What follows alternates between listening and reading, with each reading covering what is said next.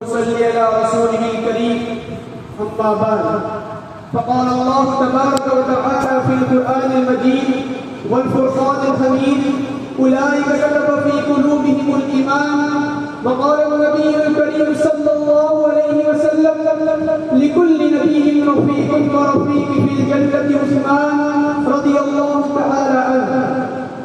تیری عظمت کے ملے نشاں اور تیرے بعد، تیری عظمت کے ملے نشاں اور تیرے بعد، اور بھی میٹھا ہوا تیرا دعا تیرے بعد. او مکہ کے مدینہ او حیادار صفی، او مکہ کے مدینہ او حیادار صفی، کوئی تجھ سا نہ وہاں تھا نہ یہاں تیرے بعد.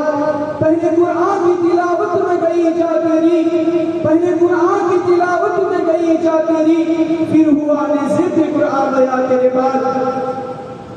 جناب صدر محترم، گرامی قدر اساتذہ کرام، مہمانان اعزام اور معزز سامعین کرام، آج کی اس باوقار مجلس میں مظلوم مدینہ یعنی عثمان غنی رضی اللہ عنہ کی شہادت پر کچھ لفظ کشائی کرنے کی سعادت حاصل کر رہا ہوں.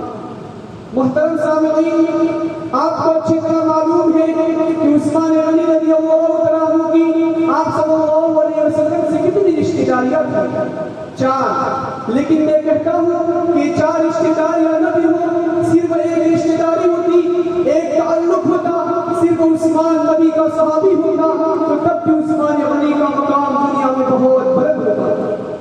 82 سال کی عمر میں چہرے پر چچک کے 4-5 داغ ہے، رنگ بڑا خوبصورت ہے، متوازن قد ہے، ساری زندگی ایک دن روزہ رکھا، ایک دن افطار کیا، اور عثمان غنی عرب کا سب سے مالدار انسان ہے.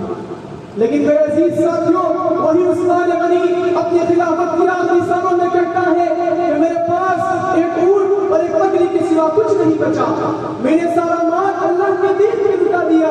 آپ کو معلوم ہی ہے کہ عثمان غنی کتنا بڑا سخی ہے کہ پیر معونہ خرید کر دے دیا، اونٹوں کی قطاروں کی قطاریں دے دی. اتنا عظیم انسان، اتنی دولت بتانے والا انسان، اتنا بڑا فیاض، لیکن ایک دن مسجد نبوی کے منبر پہ کھڑا ہے. باقی مسجد میں داخل ہو گئے، حج کا موقع تھا، انہوں نے سوچا کہ سارے آدمی حج کو چلے گئے ہوں گے، بس 100-150 آدمی مدینے میں رہ گئے، تو 700 باغی مدینے میں داخل ہو گئے. حضرت عثمان خطبہ دینے کے لیے کھڑے ہوئے تو 200 باغی مسجد میں آ گئے، 300 آ گئے، 400 آ گئے. ایک باغی مجمع میں کھڑا ہو گیا، کہنے لگا اے عثمان خطبہ بند کر دے، ہم تیری تقریر سننے کے لیے تیار نہیں ہے. عثمان غنی نے خطبہ جاری رکھا، دوسرا کھڑا ہو گیا، تیسرا کھڑا ہو گیا، سوال نہیں کھڑے ہوئے. عثمان غنی نے خطبہ جاری رکھا، اتنے میں ایک اور باغی آگے بڑھا، اس نے حضرت عثمان کے ہاتھ میں پکڑے ہوئے عصا کو پکڑ لیا اور عصا کو توڑ کر باہر پھینک دیا. عثمان غنی نے خطبہ جاری رکھا، اتنے میں ایک اور باغی آگے بڑھا، اس نے حضرت عثمان کے چہرے پر پتھر مارے، چھوٹی چھوٹی کنکریاں عثمان غنی کے چہرے پر ماری. عثمان غنی کا چہرہ خونالود ہو گیا. تھوڑی دیر کے بعد اور پتھر پڑے، اتنے پتھر پڑے کہ پیغمبر صلی اللہ علیہ وسلم کا دوہرا داماد بے ہوش ہو کر زمین پر گر پڑا. تھوڑی دیر گزر گئی، حضرت عثمان کے منہ میں شہد ڈالا گیا، دودھ ڈالا گیا. حضرت عثمان کو ہوش آیا، حضرت علی سرحانے کھڑے ہیں. حضرت عثمان نے ہوش آنے کے بعد فرمایا اے علی بتاؤ اہل مدینہ کا کیا حال ہے؟ تو حضرت علی نے فرمایا کہ امیر المؤمنین لوگ آپ کا حال پوچھنے آئے ہیں، آپ اہل مدینہ کا حال پوچھتے ہیں. تو حضرت عثمان نے فرمایا کہ علی تجھے نہیں پتا یہ مدینہ محمد صلی اللہ علیہ وسلم کا مدینہ ہے، یہ نبی کا شہر ہے. اگر میں اس کو اس حال پہ چھوڑ جاؤں تو رسول اللہ صلی اللہ علیہ وسلم کو کیا جواب دوں؟ اس طرح باغیوں نے مدینے میں اعلان کر دیا کہ آج کے بعد عثمان مسجد نبی میں داخل نہیں ہو سکتا، آج کے بعد عثمان مسجد نبی میں نماز نہیں پڑھ سکتا. باغیوں کا بس یہی مطالبہ تھا کہ عثمان غنی خلافت چھوڑ دو. مدینہ کے باغی عبداللہ ابن سبا شیعہ مذہب کی پانی کے بیٹے ہوئے تھے، وہ مصر میں بیٹھا سازش کر رہا تھا. حضرت عثمان نے فرمایا کہ مجھے اللہ کا حکم ہے، اللہ کے پیغمبر کا حکم ہے کہ عثمان اللہ تعالیٰ مجھے خلافت کی ایک قمیص پہنائے گا. باغی کہیں گے یہ قمیص اتار دے، اگر پورے لوگوں کے کہنے پر یہ قمیص اتار دی تو عثمان خود قیامت کی صبح کو جنت کی خوشبو نہیں پا سکے گا. حضرت عثمان نے کہا کہ باغیوں میں تمہارے کہنے پر خلافت نہیں چھوڑ سکتا ہوں. باغیوں نے محاصرہ کر لیا، اعلان کر دیا خبردار عثمان غنی کے گھر میں پانی نہیں پہنچا سکتا، عثمان غنی کے گھر میں روٹی نہیں پہنچا فلسطین گزر گئے، مدینے کا مظلوم جس نے ساری زندگی اپنے دشمن کو کبھی گالی نہیں دی تھی، اپنے گھر کے مناسب کو درست نہیں کہا تھا، آج 82 سال کا ایک بڑا انسان اپنے گھر میں قرآن کی تلاوت کر رہا ہے، نماز پڑھ رہا ہے، لیکن اس کو کھانا کھانے کی اجازت نہیں ہے، اس کو پانی پینے کی اجازت نہیں ہے۔ 82 سال کا بوڑھا ہے، سفید گاڑی ہے، روتا ہے، قرآن پڑھتا ہے۔ مادر علمی کے چمکتے پھولوں 10 دن گزر گئے، 15 دن گزر گئے، 20 دن گزر گئے، حضرت علی رضی اللہ عنہ تشریف لائے، فرمایا امیر المومنین ہمیں حکم کر دے، ہم باقیوں سے مقابلہ کریں، ان کو مدینے سے نکال دے۔ حضرت عثمان نے فرمایا کہ علی میں ایسا خلیفہ نہیں بننا چاہتا ہوں کہ اس کے دور خلافت میں رسول اللہ صلی اللہ علیہ وسلم کے شہر میں قتل عام ہو، میں ذبح ہو سکتا ہوں، میں ٹکڑے ٹکڑے ہو سکتا ہوں، لیکن مدینے کے شہر میں لڑائی کا آغاز نہیں کر سکتا ہوں۔ حضرت عثمان نے حضرت علی سے کہا کہ علی اگر تم میرے ساتھ محبت کرتے ہو تو گھر جا کر آرام سے بیٹھ جاؤ۔ 25 دن گزر جانے کے بعد حضرت علی رضی اللہ عنہ پھر سے تشریف لائے، فرمایا امیر المومنین بھوک لگتی ہے تو کیا کرتے ہو، پیاس لگتی ہے تو کیا کرتے ہو؟ تو حضرت عثمان نے فرمایا اے علی بھوک لگتی ہے تو قرآن پڑھتا ہوں، پیاس لگتی ہے تو نماز پڑھتا ہوں، مدینے کا مظلوم ہے، قرآن کی تلاوت کر رہا ہے، نماز پڑھ رہا ہے، تیمم کر رہا ہے۔ 30 دن 35 دن گزر گئے، مدینے کی گلیوں میں کوہرام مچا ہوا ہے، باغی مکانوں کی چھتوں پر، مکانوں کے دروازوں پر گلیوں میں کھڑے ہیں، محاصرہ جاری ہے، بغیر جرم کے، بغیر خطا کے، بغیر الزام کے 37 دنوں کے بعد عثمان غنی رضی اللہ تعالیٰ عنہ اپنے مکان کی چھت پہ کھڑے ہوئے اور فرمایا اے باغیوں میری بات غور سے سنو۔ سب باغی جمع ہو گئے تو حضرت عثمان نے فرمایا کیا میں ابھی عثمان نہیں ہوں کہ جس کے گھر میں رسول اللہ صلی اللہ علیہ وسلم کی 2 بیٹیاں تھیں؟ کیا میں ابھی عثمان نہیں ہوں کہ اس کو پیغمبر صلی اللہ علیہ وسلم نے 6 مرتبہ نام لے کر جنتی کہا تھا؟ تو باغیوں نے کہا کہ عثمان غنی بس خلافت چھوڑ دو۔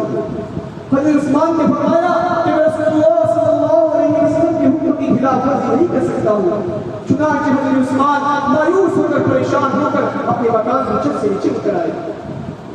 دعوت الحق کے روشن ستاروں 37 دن گزر گئے، 38 دن گزر گئے، 39 دن گزر گئے، حضرت نائلہ فرماتی ہے فلسطین عثمان غنی رضی اللہ عنہ کی شہادت کی رات تھی، آخری رات تہجد کا وقت ہے، عثمان غنی تہجد کے وقت اٹھ بیٹھے، فرمایا اے نائلہ میری شہادت کا وقت قریب آ چکا ہے۔ نائلہ کہتی ہے کہ میری چیخیں نکل گئی، میں نے فرمایا کہ امیر المومنین آپ کا دشمن آپ کا بال نہیں بگاڑ سکتا ہے۔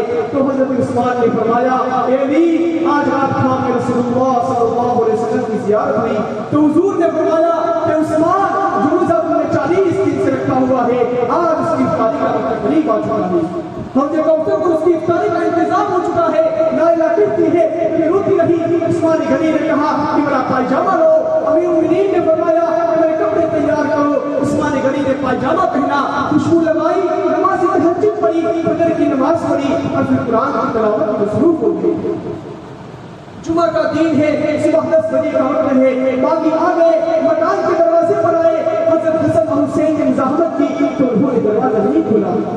حضرت عثمان اپنے مکان میں قرآن کی تلاوت کر رہے ہیں، باقی مکان کی نچلی دیوار سے دیوار فراغ کے اندر آئے، ایک باغی آگے بڑھا، اس نے حضرت عثمان کی داڑھی پکڑ لی تو حضرت عثمان نے اس کے چہرے کی طرف دیکھا تو داڑھی چھوڑ دی، وہ پانی ہو گیا۔ اتنے میں ایک اور باغی آگے بڑھا، اس نے حضرت عثمان کے چہرے پر تھوک دیا اور تھوک کر پیچھے ہٹ گیا۔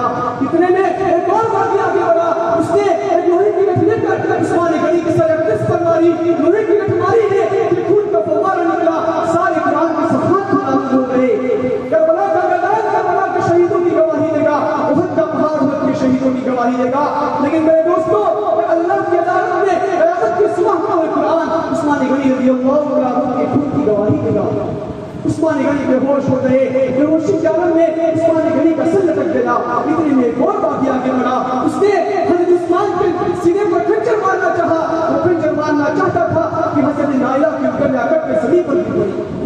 جب قدم عثمان غنی نے دیکھا تو آنکھوں سے آنسو جاری ہو گئے اور فرمایا اے اللہ آج میری ناموس پر حملہ ہو چکا ہے، آج میری عزت کو میرے علاوہ کوئی بچانے والا نہیں ہے۔ حضرت عثمان نے کلمہ شہادت پڑھا، جان جانے جانا کو سپرد کر دی، انا للہ و انا الیہ راجعون۔ اتنے میں ایک اور باغی آگے بڑھا، اس نے حضرت عثمان کے بازو پکڑے، بازو پکڑ کر مکان میں گھسیٹا، گھسیٹ کر مکان کے سامنے کوڑا کرکٹ پر لا کر لاش کو پھینک دیا۔ اور اعلان کر دیا خبردار عثمان غنی کا جنازہ کوئی نہیں اٹھا سکتا، عثمان غنی کی قبر کو تیار نہیں کر سکتا، عثمان غنی کا کفن کوئی نہیں پہنا سکتا۔ محترم سامعین، دنیا میں ایسا ظلم کبھی نہیں ہوا ہوگا۔ حضرت نائلہ کہتی ہے کہ میں مظلوم مدینہ کی لاش پہ کٹی ہوں کہ چہرے پر کپڑا ڈال لوں، میں نے مکان میں دیکھا میں کپڑا نہ بچا تھا، سارے کپڑوں کو آگ لگ گئی تھی، سارا سامان جلا دیا گیا تھا، میں نے سر سے دوپٹہ اتارا اور مظلوم مدینہ کے چہرے پر ڈال دیا۔ 3 دن مکمل گزر گئے، مدینے کی گلیوں میں کوہرام مچا ہوا ہے، سکتہ کا عالم ہے۔ حضرت ابو ہریرہ رضی اللہ عنہ بیان کرواتے ہیں کہ آج آسمان پر جاتا تو حق ہوتا، آج زمین پر جاتی تو حق ہوتا، آج سمندروں کا پانی اچھل جاتا تو حق ہوتا، آج کائنات تبدیل ہو جاتی تو حق ہوتا، آج قیامت برپا ہو جاتی تو حق ہوتا۔ آج 3 دن گزر جانے کے بعد امیر معاویہ رضی اللہ عنہ کی بہن اور پیغمبر صلی اللہ علیہ وسلم کی بیوی ام المؤمنین ام حبیبہ رضی اللہ عنہا سے نہ رہا گیا، اس سے نہ رہا گیا، روتی ہوئی مسجد نبوی کی سیڑھیوں پہ چڑھ گئی اور فرمایا کہ باغیوں اگر آج تک میں عثمان غنی کا جنازہ نہ اٹھانے دیا تو میں پیغمبر صلی اللہ علیہ وسلم کی بیوہ سر سے دوپٹہ اتار کر مدینے کی گلیوں میں آ جاؤں گی، میں روؤں گی، میں چلاؤں گی اور عثمان غنی کا جنازہ اڑھا اٹھا کر لے جاؤں گی۔ باقیوں نے دیکھا کہ پیغمبر صلی اللہ علیہ وسلم کی بیوی شہر میں آئے گی، پیغمبر صلی اللہ علیہ وسلم کی بیوہ بازار میں آئے گی، وہ آسمان سے پتھر برسیں گے، زمین پھٹ جائے گی، باقی ڈھل گئے۔ باقیوں نے کہا کہ ام حبیبہ آپ 4 آدمیوں کو لے جا کر عثمان غنی کا جنازہ اٹھا سکتے ہو۔ شام کا وقت ہے، نماز عشاء کے بعد ام حبیبہ آتی ہے، جنازہ تیار کیا جاتا ہے۔ جنازہ اٹھانے کے لیے حضرت حسن، حضرت حسین، حضرت علی اور حضرت محمد بن طلحہ رضوان اللہ اجمعین ہے۔ جنازہ اٹھایا جاتا ہے اور آپ کی جسد اطہر کو سپرد خاک کر دیا جاتا ہے۔ منہا خلقناکم وفیہا نعیدکم ومنہا نخرجکم تارۃ اخری۔ اے شہید مظلوم، اے مظلوم مدینہ، ہم گنہگاروں کی طرف سے سلام عقیدت قبول کر آپ